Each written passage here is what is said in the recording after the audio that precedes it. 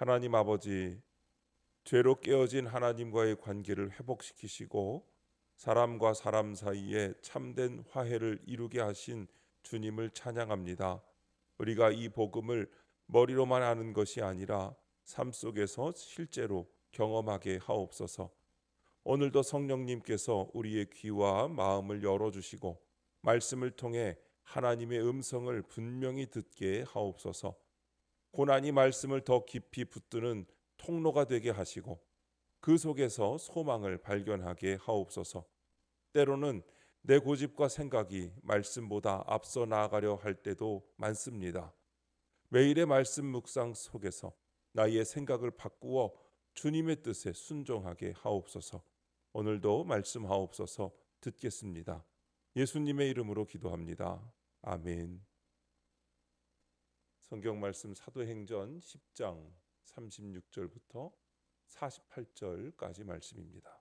만유의 주 되신 예수 그리스도로 말미암아 화평의 복음을 전하사 이스라엘 자손들에게 보내신 말씀 곧 요한이 그 세례를 반포한 후에 갈릴리에서 시작하여 온 유대에 두루 전파된 그것을 너희도 알거니와 하나님이 나사렛 예수에게 성령과 능력을 기름 붓듯 하셨음에 그가 두루 다니시며 선한 일을 행하시고 마귀에게 눌린 모든 사람을 고치셨으니 이는 하나님이 함께 하셨음이라.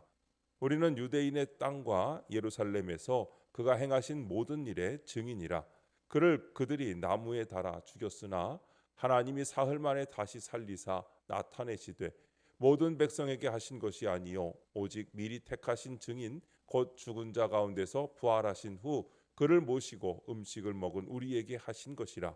우리에게 명하사 백성에게 전도하되 하나님이 살아있는 자와 죽은 자의 재판장으로 정하신 자가 곧 이 사람인 것을 증언하게 하셨고 그에 대하여 모든 선지자도 증언하되 그를 믿는 사람들이 다 그의 이름을 힘입어 죄사함을 받는다 하였느니라.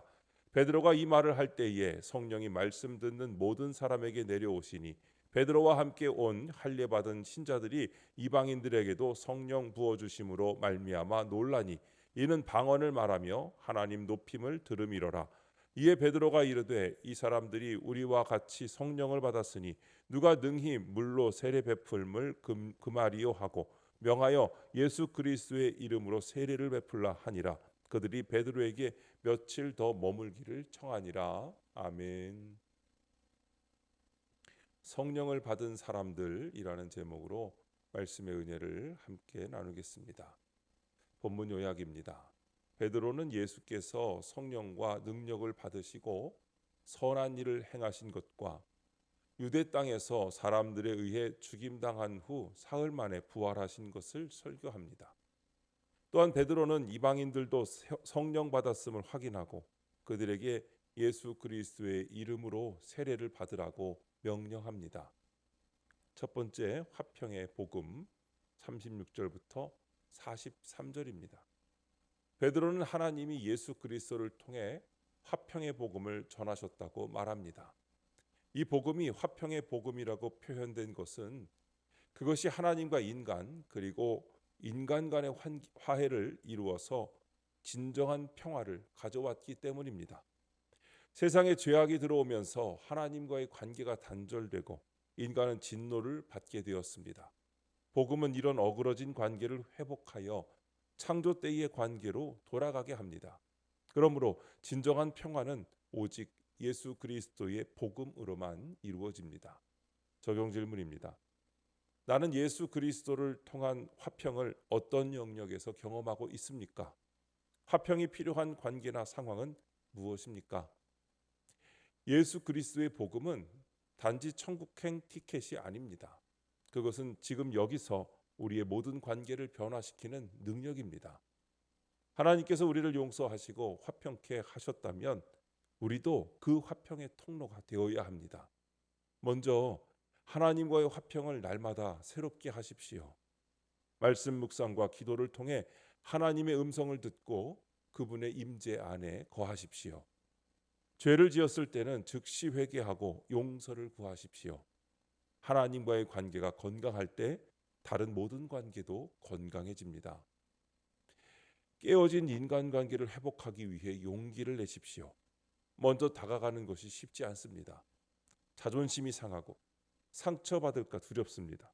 그러나 그리스도께서 우리를 위해 먼저 십자가에 달리셨다는 것을 기억하십시오. 우리가 원수 되었을 때 그분이 먼저 화평케 하신 줄로 믿습니다. 또한 자기 자신과도 화평하십시오. 하나님께서 여러분을 용서하셨다면 여러분도 자신을 용서하셔야 됩니다. 과거의 실패를 붙들고 자책하는 것은 하나님의 은혜를 거부하는 것입니다. 주님께서 주신 화평이 우리 심령 깊이 뿌리 내려 우리의 모든 관계와 삶의 상황 속에서 빛나는 증거가 되시기를 축원합니다. 두 번째, 성령이 내려오시니 44절부터 46절입니다. 베드로가 복음을 전할 때 성령이 말씀을 듣는 모든 사람에게 임하십니다. 이는 복음이 선포될 때 성령님이 함께 역사하심을 보여줍니다. 이방인들이 유대교로 개종하지 않은 상태에서 성령을 받은 사건은 유대인 신자들의 종교적 편견을 완전히 무너뜨리는 일이었습니다. 고난이 없을 때는 말씀이 잘 들리지 않지만 고난이 생기면 말씀이 가슴에 와닿는 경험을 하게 됩니다. 이처럼 고난은 나의 마음을 열어 은혜를 받게 하는 통로가 됩니다. 적용 질문입니다. 고난 가운데 말씀이 들리는 경험을 한 적이 있습니까? 지금은 말씀이 잘 들립니까? 안 들립니까? 고난은 우리의 마음을 여는 열쇠입니다. 평안할 때 우리는 교만해집니다. 내 능력으로, 내 힘으로, 내 지혜로 살아갈 수 있다고 착각합니다. 하나님이 없어도 잘 살 수 있다고 생각합니다. 그러나 고난은 우리의 무력함을 드러냅니다. 내가 얼마나 연약한 존재인지, 얼마나 하나님이 필요한 분인지를 깨닫게 합니다. 그때 우리의 마음이 열리고 귀가 열리며 말씀이 들리기 시작하는 것입니다. 고난은 또한 우리의 우선순위를 바로잡아 줍니다. 건강할 때는 일과 성공과 돈이 중요해 보입니다. 그러나 병상에 누우면 그것들이 얼마나 허무한지 깨닫게 됩니다. 관계가 깨어지면 그동안 당연하게 여겼던 사람들이 얼마나 소중한지 알게 됩니다. 고난은 우리의 마음을 여는 하나님의 방법입니다. 그러나 고난이 와야만 말씀이 들리는 사람이 되어서는 안 됩니다. 평안할 때도, 형통할 때도, 건강할 때도 하나님의 음성을 듣는 사람이 되어야 합니다. 그것이 성숙한 신앙입니다. 세 번째, 예수 그리스도의 이름으로 47절부터 48절입니다. 베드로는 유대인의 고집을 버리고 이방인도 구원의 대상임을 인정하며 이방인 고넬료와 그의 가족에게 세례를 베풉니다. 이처럼 우리도 하나님께 진정으로 충성하려면 내 고집을 꺾어야 합니다. 내 생각을 버리지 않으면 하나님께 충성할 수 없습니다. 말씀을 내 생각에 꿰맞추지 않고 주님이 매일 주시는 말씀에 내 생각을 맞춰야 합니다. 그러므로 성도는 먼저 자신을 부인하고 하나님 말씀에 순종하는 자세를 가져야 합니다. 적용 질문입니다. 말씀보다 강한 내 생각은 무엇입니까? 매일 큐티로 내 생각을 말씀에 맞추고 있습니까?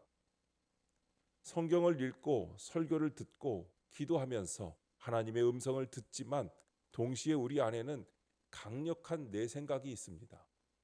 그리고 솔직히 말하면 많은 경우에 내 생각이 말씀보다 더 강합니다. 우리는 성경을 읽으면서도 내가 듣고 싶은 것만 듣고 내가 믿고 싶은 것만 믿으며 내 생각과 맞는 구절은 강조하고 내 생각과 맞지 않는 구절은 무시합니다. 이것은 말씀에 순종하는 것이 아니라 말씀을 이용하는 것입니다.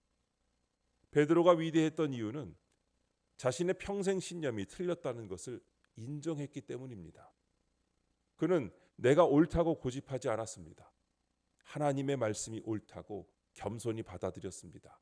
이것이 하나님께 진정으로 충성하는 자세입니다. 매일 말씀 앞에 서는 시간, 곧 큐티의 자리를 통해 우리는 내 고집을 내려놓고 주님의 뜻을 발견할 수 있습니다.